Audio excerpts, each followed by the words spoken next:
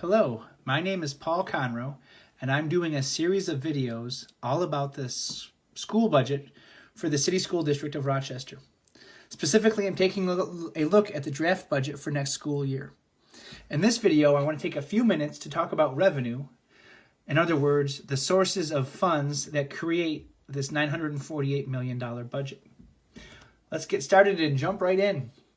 If you're able to find the draft budget book online, go to section 3, page 1, and there you'll see this nice pie chart. And in it, it breaks down into 6 broad categories, the revenue streams that come into the RCSD.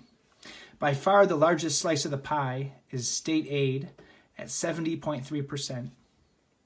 Over on this side, city aid comes in at 12.6%. Grants at 13.2%. Grants are something that I want to talk about in a separate video. These 3 smaller slices account altogether for less than 5% of the budget. Food service and Medicaid reimbursement come from federal sources, and this other slice I don't know enough about, and I won't talk much about it beyond just that. So before the next step to talk about is how do we get to $950 million for a single school district over 1 year? I think it's really important to look what has happened year over year for the last 30 years. And if you do that, you'll see that in 1993, when I was a 10th grader at East High School, the RCSD's budget was $350 million, right? So 3 decades and $600 million ago, education was less expensive. But year over year, through different political, economic, and educational climates, the budget has steadily risen.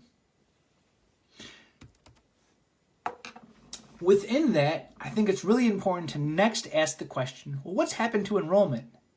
What kind of bang for the buck are we getting? And it's important to know that Rochester's total enrollment is steady. I think there's a lot of information and misinformation about that total population number, and it's really tied to charter schools. Now listen, the RCSD budget funds charter schools. So when you take a look at the total population serviced by this budget, this year, it will be over 34,600 students. For context, the farthest back that I could find enrollment data was from 2003-2004, when the RCSD enrollment was just over 33,000 students. So the budget has risen steadily, but the enrollment is pretty constant. So this is another, look back at the same snapshot of the budget year over year. And what I want to do is I want to add a new layer. And this is the city's contribution year over year going back 3 decades. And what you can see is the city has reliably given over $100 million. There was a slight drop off in 2004 from 126 to 119 million, but the city's contribution has been constant and reliable. But this picture kind of begs the question, if the gap 30 years ago was 200 million and now it's 800 million, what's filling in the gap? And as I alluded to on the that pie chart, New York State is filling in that gap.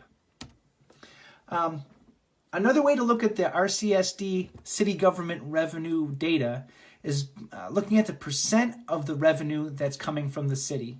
And again, historically, this is through different mayors and city councils, the percent of the budget from the city has just slowly declined, even though the amount that they contribute is constant. So, in 1993, well over a third of the budget came from the city. Now it's less than 15%. So this kind of leads to a second question, or a second point that I want to make. Last year, residential properties, including my house, were reassessed in Rochester. And with the new assessment, property values rose, which means people are writing larger checks to the city government for their taxes. That makes sense.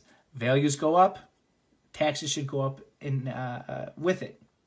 So if we consider inflation and all the other things that contribute to the rise in education costs, perhaps it should be time for city government to increase its contribution to the RCSD. And I hope this presentation at least provides some facts and figures to kind of inform that question and get people talking about it. The last picture that I want to show is just kind of a summary of everything to this point. This is only showing going back 12 years worth of data, and it shows that the city's contribution is flat. The state aid has risen steadily, just as the total revenue for the district rises. And I think it's important to acknowledge the role of the state legislator and those who control the levers of power in Albany. They are raising the contribution to the RCSD year over year, and that's allowed us to kind of keep pace with rise in education costs. So, in summary, yep, the RCSD budget is rising. It has steadily for 30 years. There's about the same number of students year over year, even though some are shifting from the RCSD to charter schools. The state is increasing aid to RCSD every year. And listen, everybody wishes budgets and revenue streams were infinite, but there's got to be a limit as to what and where we can draw money from. And to that point, I think it's important for city residents to start talking and asking, what should the city government's role be in its contribution to the RCSD? So that is the end of this video. I'm going to produce a few more videos over the next week or so. And those next set of videos will be far more tied to the actual budget book and go through specific pages and specific departments of the RCSD. But I hope this helped provide some context for how we got to $950 million